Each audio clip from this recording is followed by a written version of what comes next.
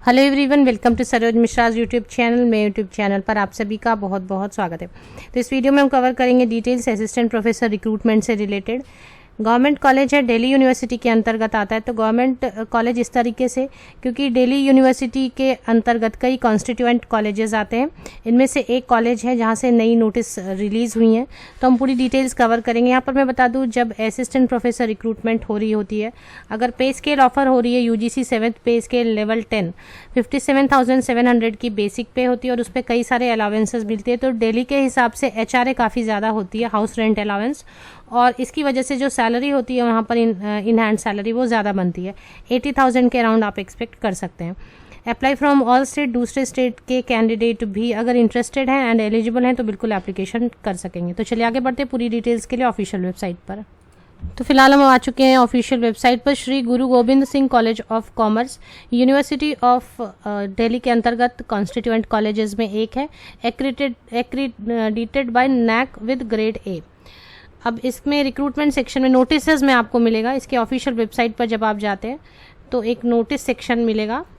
Notice section में आपको check करना, तो जो सबसे फिलहाल जब मैं वीडियो बना रही हूँ तो फर्स्ट नोटिस जो है वो है assistant professor advertisement for the post of assistant professor, posted on 13 मार्च 2022। तो बिल्कुल फ्रेश नोटिस है, 13 मार्च को अपडेट हुई है। क्लिक हियर, इसे आप डाउनलोड करेंगे तो एक एडवर्टीजमेंट डाउनलोड होती है, इसमें ही आपको लिंक मिल जाती है एप्लीकेशन करने की। दिल्ली यूनिवर्सिटी के जितने भी एप्लीकेशन होते हैं असिस्टेंट प्रोफेसर के लिए, तो उसके लिए एक लिंक अलग से दी होती है, वहाँ पर जाकर आपको एप्लीकेशन करनी होती है। तो ये एडवर्टीजमेंट ओपन हो गई इस तरीके से। अब इसमें online applications are invited in the prescribed application form available at, तो ये लिंक है जिससे आप एप्लीकेशन कर सकेंगे। From eligible candidates for the appointment to the post of assistant professors in the pay academic pay level 10 of 7th CPC in different subjects at the college. The last date for receipt of application is 1st April. तो 1st April तक आपकी application पहुंच जानी चाहिए, और 2 weeks from the date of publication of the advertisement in the employment news whichever is later. क्या क्या इसमें सब्जेक्ट्स हैं? कॉमर्स में 13 पोस्ट हैं अनरिजर्व्ड कैटेगरी के लिए। अब यहाँ पर मैं बता दूँ, यूआर का मतलब होता है अनरिजर्व्ड कैटेगरी, जनरल कैटेगरी, आप जिसे ओपन कैटेगरी भी बुलाते हैं। तो सपोज अब आपकी क्वेरी हो सकती है कि जो सब्जेक्ट्स हैं उसमें अगर ST SC या OBC या अदर कैंडिडेट्स के लिए सीट्स नहीं है तो वो कैसे एप्लीकेशन डालेंगे। तो आप सभी कैंडिडेट्स यूआर में अनरिजर्व्ड कैटेगरी में आकर एप्लीकेशन बिल्कुल डाल सकते हैं।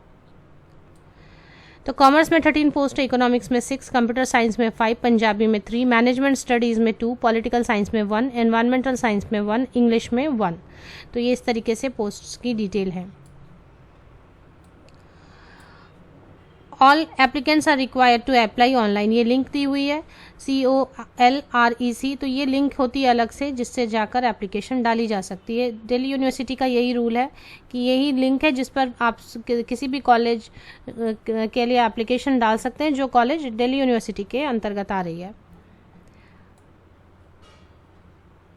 अब इसके बाद हम इसमें डिटेल कवर करेंगे कि एसेंशियल क्वालिफिकेशन। अब जैसे मैनेजमेंट है, असिस्टेंट प्रोफेसर के लिए जो फीस है वो एप्लीकेशन के लिए वो unreserved category OBC and EWS category के लिए 500 रुपीज़ एप्लीकेशन फ़ी है। No application fee for SC ST PWD candidates and women applicants.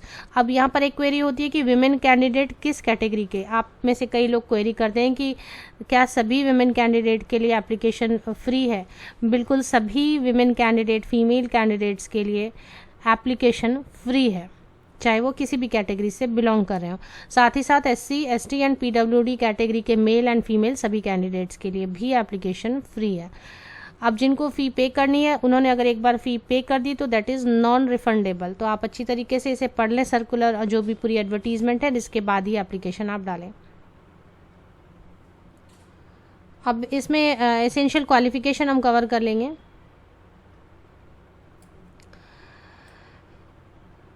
Qualification for the post page number 6 आप विजिट कर सकते हैं। For the discipline arts, commerce, humanities, social science, science, language and physical education. तो इसके लिए क्या essential qualification, जैसे management के लिए थोड़ा अलग होगा, वो हम चेक करेंगे। 55% मार्क्स होने चाहिए मास्टर्स डिग्री में कंसर्न सब्जेक्ट में।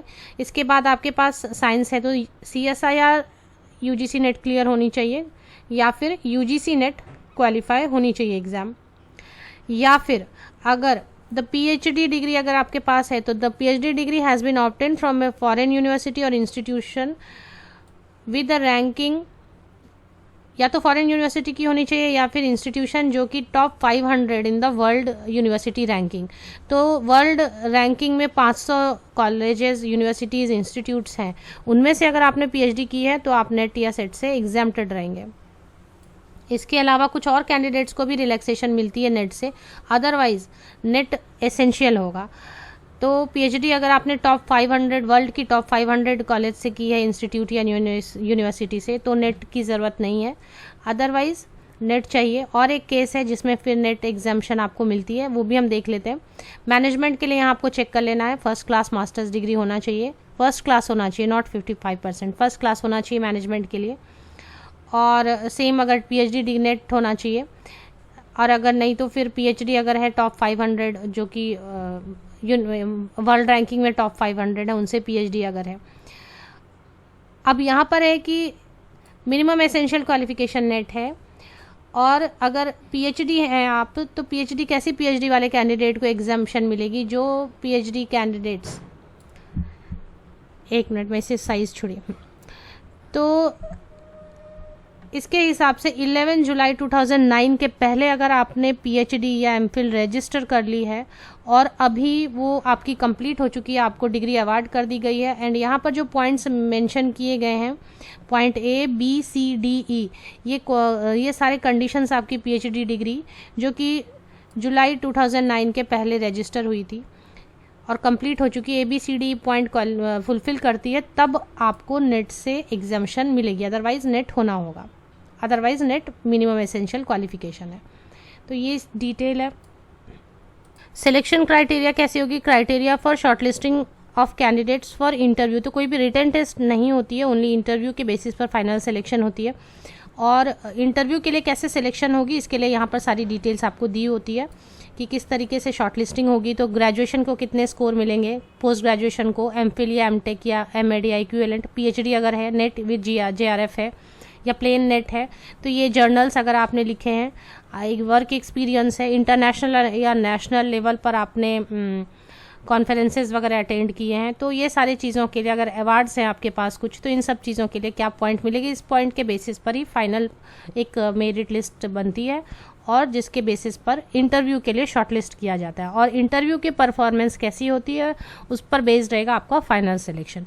तो no examination, no written examination. Official website मैंने अभी आपको दिखा दी, इसकी रिक्रूटमेंट सेक्शन, नोटिसेस सेक्शन की लिंक मैं आपको वीडियो के डिस्क्रिप्शन बॉक्स में प्रोवाइड कर दी। तो ये जो यूट्यूब वीडियो अभी आप देख रहे हैं उसके डिस्क्रिप्शन बॉक्स को नीचे तक स्क्रॉल डाउन करके चेक करें, ये लिंक आपको इस ऑफिशियल वेबसाइट की गुरु गोविंद सिंह की मिल जाएगी।